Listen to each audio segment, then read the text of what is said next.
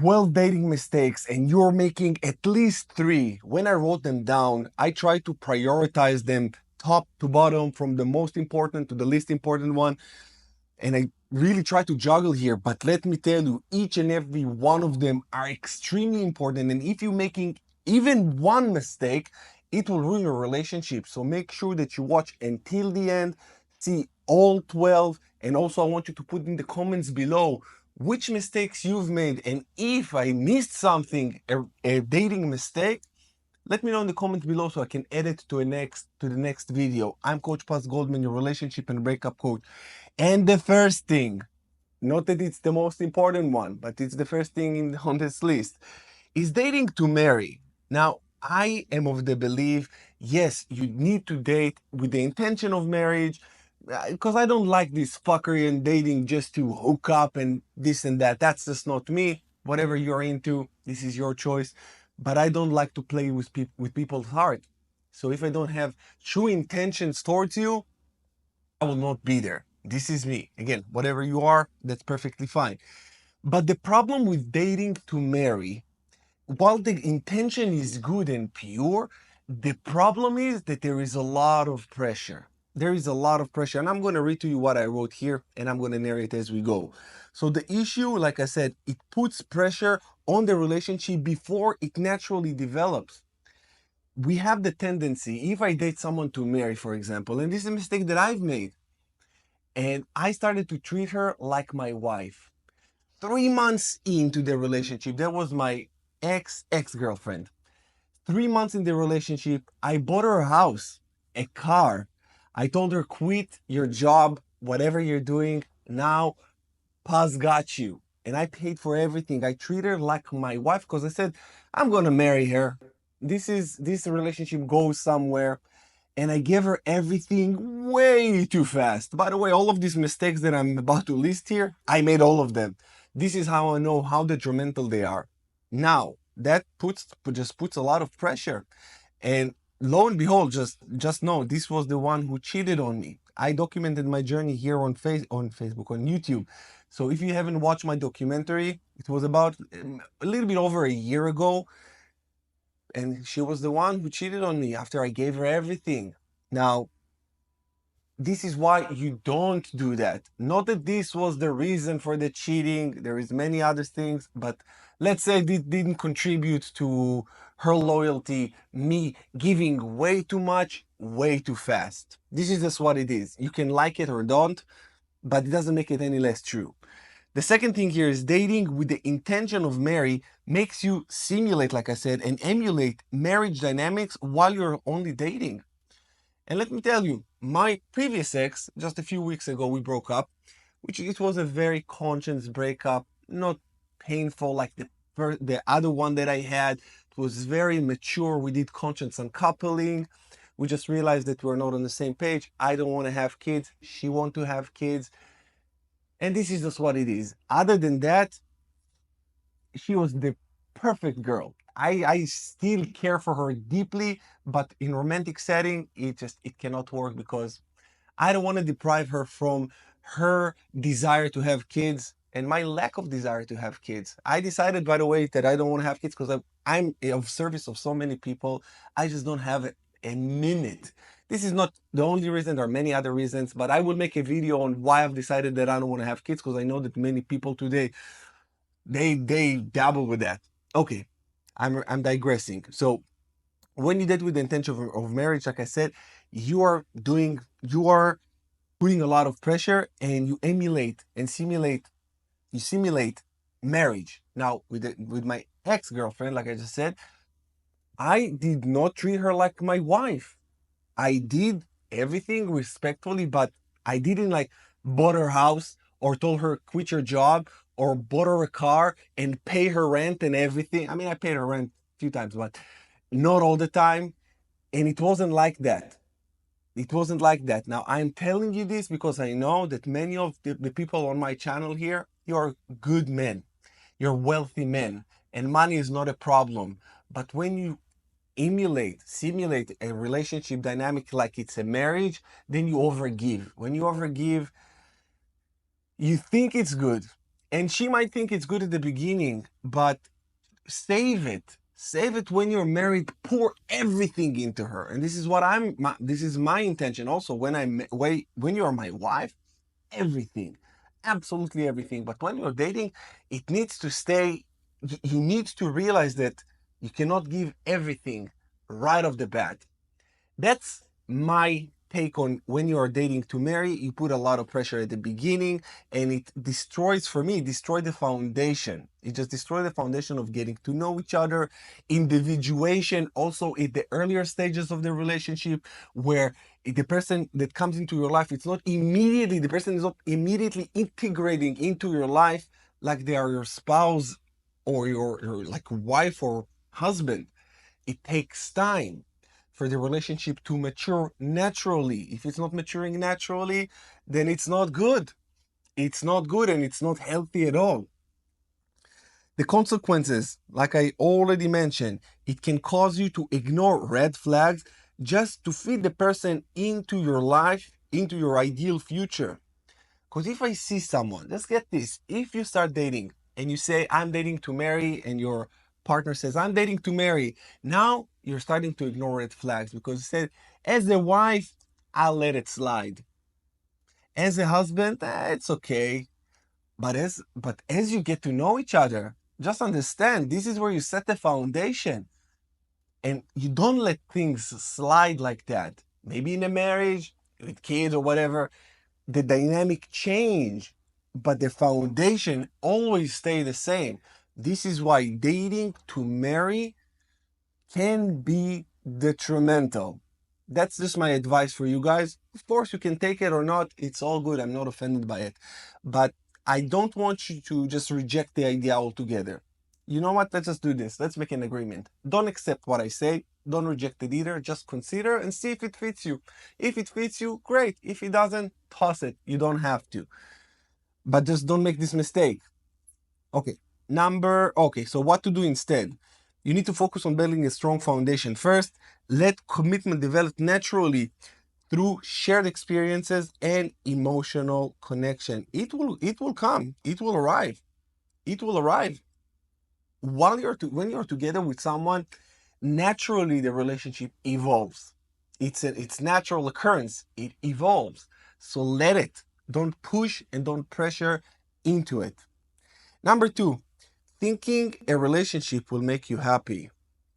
Oh my God. How many times have we fallen under this one?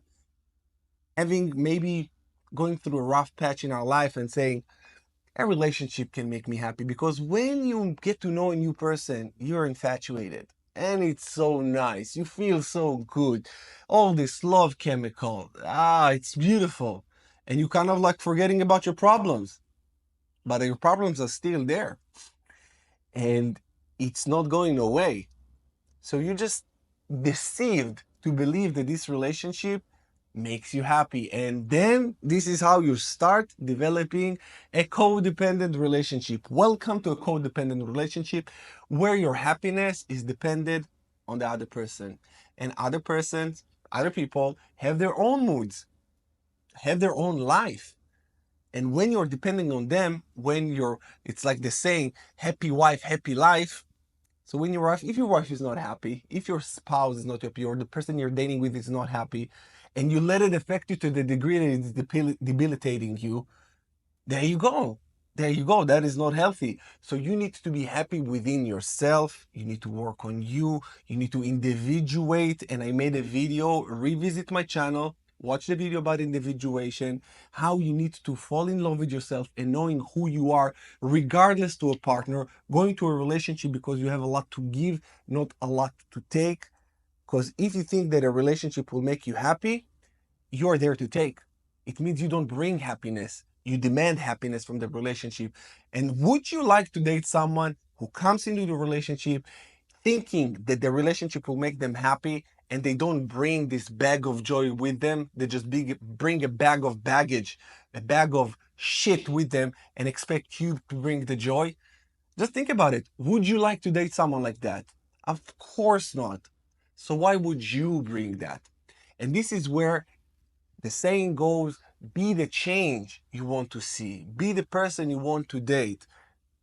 You need to work on yourself enough that you love yourself to a degree that you're realizing the relationship will enhance your life in a to a certain degree, but it will not completely make you happy or change you, because I see it like your partner is is helping you with some stuff, but it's not with everything. That's the thing. People oftentimes just thinking that a relationship will make them happy because they don't bring the happiness themselves. Now, what to do instead? Like I didn't read it here at all, but let's read it just to make sure that I didn't forget anything important. The issue is a partner should add to your happiness, not to be the sole source of it. Yes, the consequences. If you're not happy single, you will not be happy in a relationship either. That's a big one. If you're not happy alone, you will not be happy in a relationship. Done. What to do instead? Focus on creating fulfilling life on your own first. Of course, the relationship should complement your happiness, not define it. And the relationship, the person you're with, needs to complete you. Sorry, complement you and not complete you. Because you're not two half people coming into a relationship to create a whole. You're two whole people that coming together to create something new. Your joint energy, this is why we call it a divine union. Your joint energy just creates something that is yet to exist. That's a beauty. But if two half people come together, they will never be happy. Both of them will never be happy. So make sure you are what you want to be with. Believing in signs, number 3, that's such a big one. Believing in signs, tarot, engine numbers, twin flames, and all that shit. Oh my God, this is the worst. This is the worst. Now, I don't even need to read it, but I'll read it for you in a minute. But if you're going into a relationship just because a card showed you this, or an angel number appeared on your screen when you thought about them, 1111, oh, I just saw like 4 sevens. When you do this, when you believe in this bullshit, it's complete bullshit. Complete bullshit. Because when you believe that, you will ignore everything. You will stay in toxic relationships. You will just overlook all the red flags. There is no red flags actually, because you say, listen, I saw a butterfly on my lap or whatever. There is these little things that people would like to believe. And if you're already anxious or insecure and you believe in these signs, all of these signs, what will happen is that again, like I said, you're going to ignore a lot of stuff that you shouldn't ignore. And you're going to let things slide. You should never let it slide. And you will let it slide because you say, this person is my twin flame. I saw it many times. And this is, by the way, the recipe for a toxic relationship. This is just a recipe. A person who believes that this person is the one for them, they fight for this person. And you don't need to fight. I don't believe in fighting in a relationship. You don't need to fight, not with your partner. Never. There's no fights. There's no fights. And there's no fighting for the person. Not fighting with the person or for the person. A relationship needs to be coherent, needs to be cohesion in the relationship. It's not difficult. It does not need to be difficult. Many people say, yeah, a relationship is hard. No, if you say relationships are hard, you are hard. You need to work on yourself and understand that relationships are easy. Once you figure yourself out, it's easy to figure out other people. For me, it's extremely easy. Also, I'm a certified behavioral analyst, so it's easier for me to recognize these things. But just through your life experience, you don't need to be a behavioral analyst to understand these things. See behavioral patterns of people, understand that people move in patterns, see where they were, past relationships, see how they treat you, and you can just figure people out very, very quickly. It's not rocket science. Now, I want to read that just to make sure that I didn't miss anything. The issue is it can make you overlook clear compatibilities, I hope I pronounced it correctly, in favor of a mystical reasoning. Yes, a mystical reasoning. Sounds very woo-woo, and it is. The consequences leads to staying in a toxic relationship because the universe told you, this is your soulmate. Yeah, it's like, oh, it's not me, it's the universe. Be careful. What to do instead? Trust your intuition, but use logic and discernment when choosing a partner. Compatibility is built through real life actions, not cosmic signs. Yes, yes, yes. This word compatibility. Oh, that was a tough one for me to pronounce. If you didn't know, English is still my second language. Actually, it's my third language. Still learning. Thank you for sticking with me here. Number 4, trying to fix or heal your partner. Oh, wow. I mean, you can see already that each and every one of these points, it's one after the next. It's like a hit, a hit, a hit. Every one of them is a hit.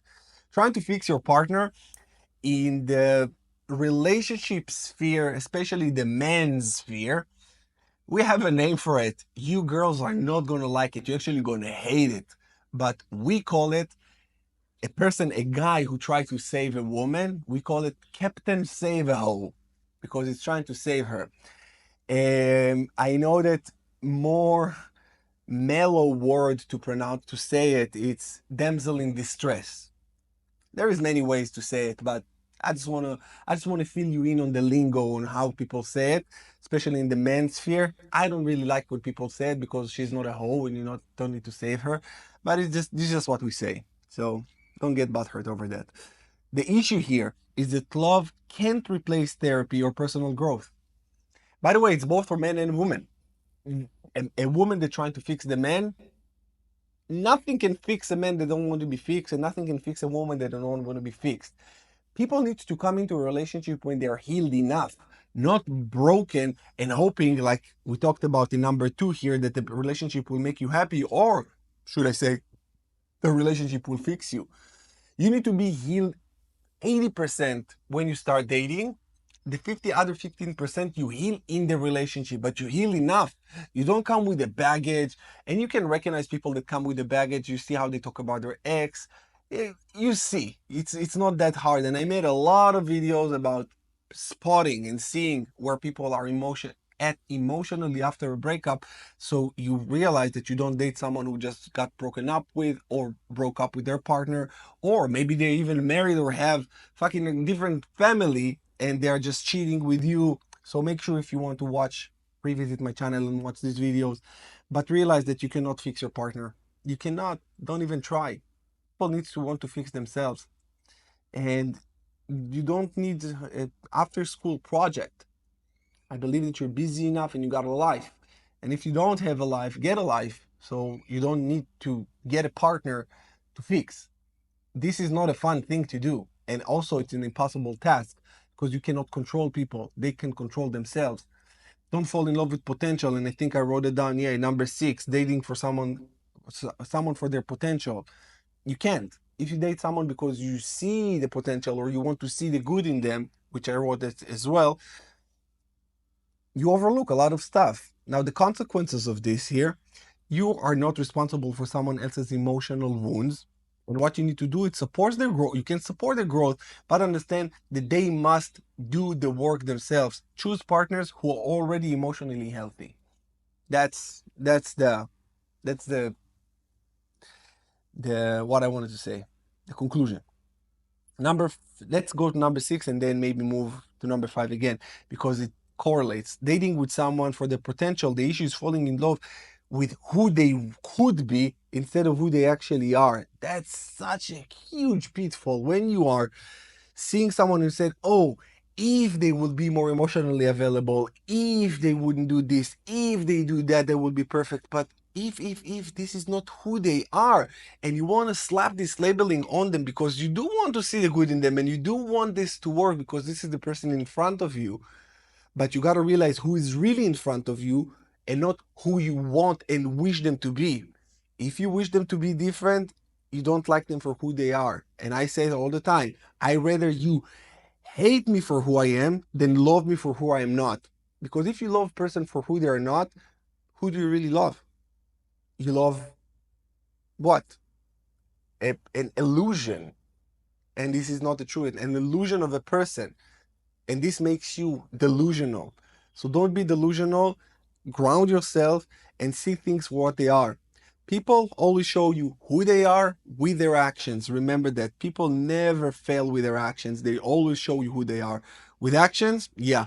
Words, people can say whatever they want, but their actions speak so much louder and show you their true character. The consequence here is that it leads to frustration when they don't change or grow the way you hoped. You say, oh my God, I poured so much into you, I cared for you, I did this, I did that, and now you didn't grow, and now you're frustrated. Frustrated and flustered why they didn't reciprocate the way you hoped them to.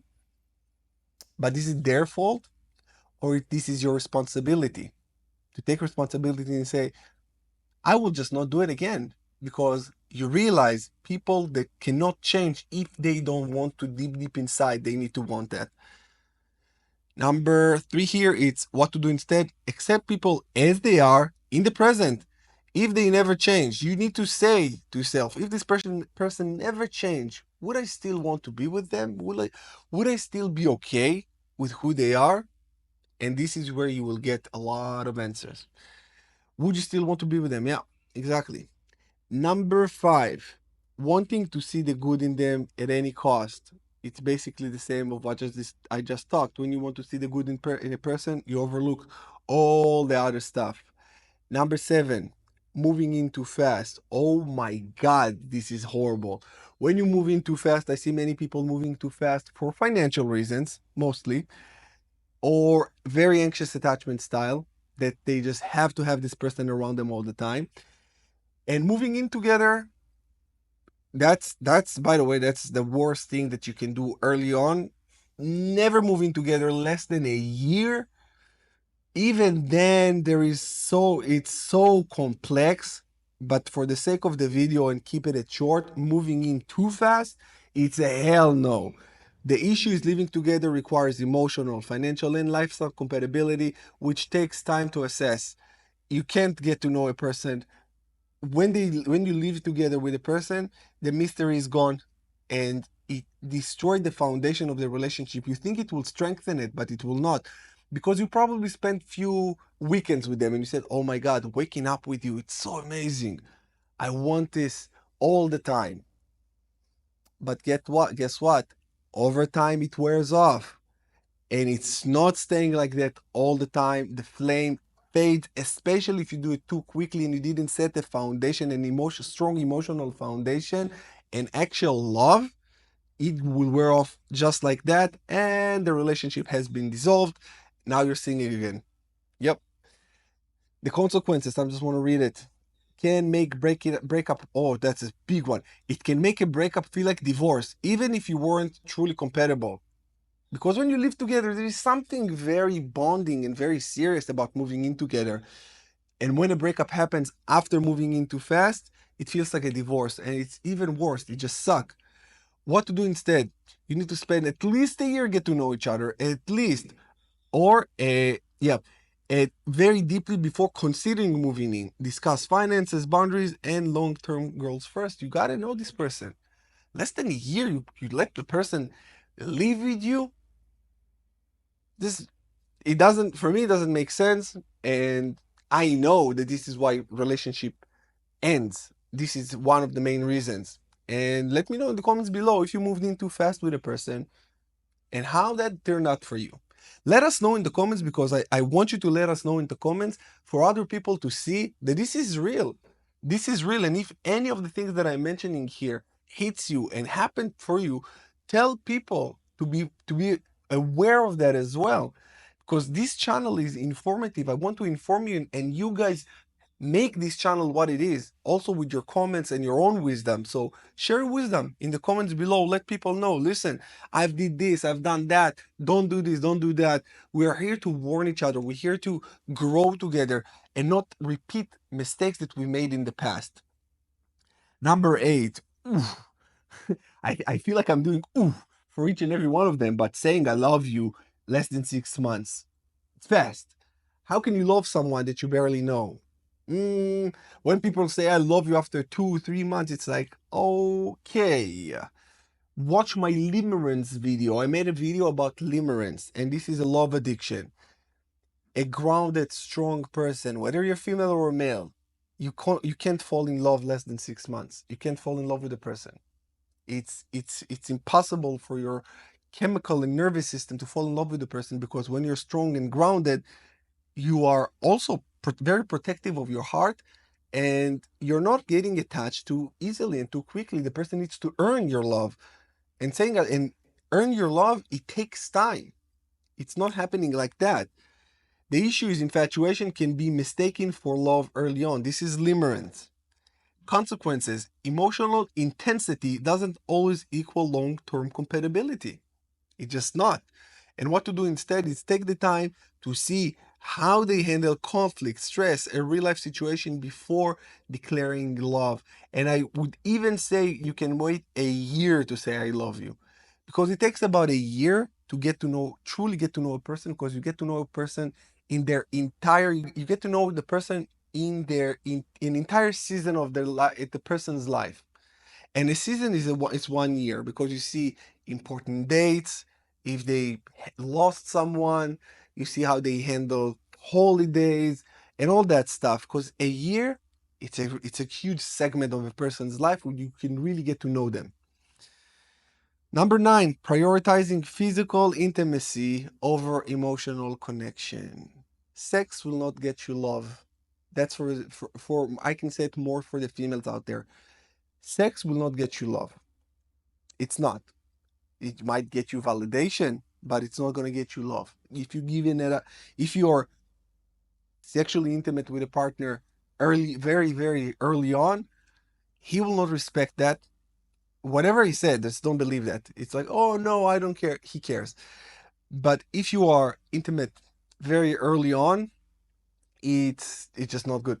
It won't bring you love, and it will actually causes for, I'm just different like that, but I want to give you my opinion and how I operate, because I know that the way I operate, especially in the relationship dynamic, it's healthy.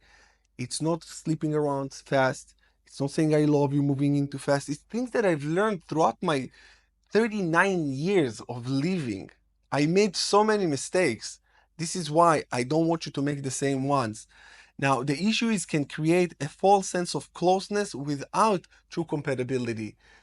Listen, we love, and I love that too. We love physical intimacy. It's amazing, but it can create a false sense of closeness. This is what it is. This is why it does not let a very strong foundation being built. Because once you get the cake, your your desire to work for the cake is less. But before you get the cake, you work. You are actually putting effort. And this effort creates the attachment, create the bond, create the deep connection. This is the thing. And when you give it too early, there is not enough drive. That's the thing. And think about an employee. When he gets the job, let's say that you're an intern. An intern work 10 times more harder than an actual employee, because the intern needs to earn the job. Once you get the job, it's actually, research shows that his performance decrease and his ability to perform, everything decrease, because they got it. And people that have tenure, they completely, they are even more. So I want you to just draw a parallel between the job and a relationship, and the amount of effort people put in before they get it, after they get it. And if they earn it, it's completely different. This is they earn it because there is a connection, there is an emotional connection before the physical connection. And to form an emotional connection, it takes time. That is it. It takes time. You can't tell me anything else. The consequences, it makes it harder to walk away when real issues arise. That's the consequence. Because once you got physically intimate, you've been exchanging energies, whether you would like to believe that or not. You exchange energies. The man, you gave her your semen, the female, he was inside you. I mean, it's so intimate. Can you imagine that? I know you can, but it's super. It's reserved for someone that is unlocking your heart with an emotion. That's just what it is. You can't give it away just like that. And if you just engage in fuckery, oh my God. God have mercy on your soul. I mean, do whatever you want. I'm just telling you how to do it right. What to do instead? Focus on emotional depth first.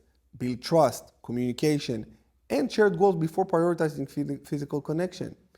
And I know that many men today, they just want to get it. They just want to hit it. This is the conquest.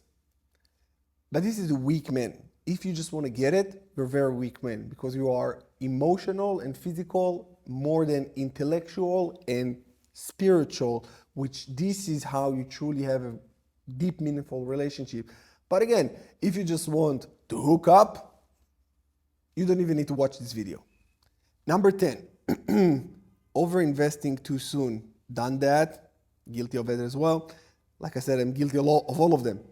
The issue is giving 100% to someone before they've earned the trust and commitment. That's a problem. The consequence, it can lead to resentment if they don't reciprocate.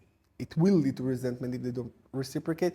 More often than not, when you're over-investing in someone, they will not reciprocate because there is some type of cosmic balance that when you put a lot, the other person don't match it. For some reason, I'm still figuring this one out, but they don't match it. This is what it is. If you experience it differently, let me know in the comments below where you put 100% and they put 100%. I doubt it, highly doubt it. What to do instead? Pace your emotional and financial investments. Let the relationship deepen naturally over time. That's the best thing. Number 11, ignore core values and life differences. The issue is that love alone does not fix major incompatibilities. Jesus, with this word today. Incompatibilities like religion, family goals, etc. Consequence leads to long-term friction and potential heartbreak. You need to know. You need to know if there is this compatibility. Because if there is not, don't be there just again. This is where people just there for sex.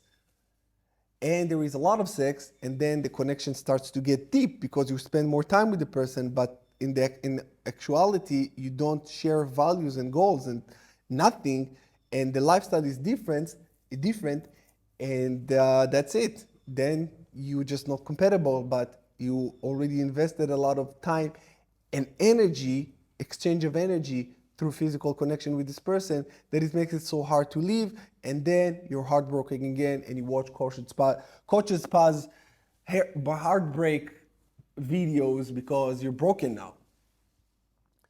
What to do instead? Have deep conversation early on about values, lifestyle, and future goals. Be honest about deal breakers. You got to be honest about deal breakers with your potential partner, and have deep conversations early on, but not too early. I would say around 1 to 2 months in. Hopefully, you can keep it in your pants for the first 3 months, because this is where you will test to see if this person if you're compatible, because if you're not, don't just give away your energy like that. Number 12, staying out of fear of being single. The issue is that it leads to settling for less than you deserve. The consequences, a relationship based on loneliness is rare. It's not fulfilling enough. It's not fulfilling at all. Because like I said, when you go to a relationship because you're alone, you don't go there because you have something to give. You go there to get. You go there to fulfill something within you that you cannot fulfill for yourself. And the problem with that, is that you're a taker. And when you're a taker, it's like an energy, we call it energy vampire. You don't want to be with an energy vampire, right? So don't be one. What to do instead? Embrace being single as time for self-improvement and growth. The right relationship will come when you are ready. And many people are ready for a relationship, but they're not prepared. To be prepared, you need to know who you are, who you want to be with, your boundaries, and everything. You need to be prepared because there is a quote that success is when preparation meets with an opportunity.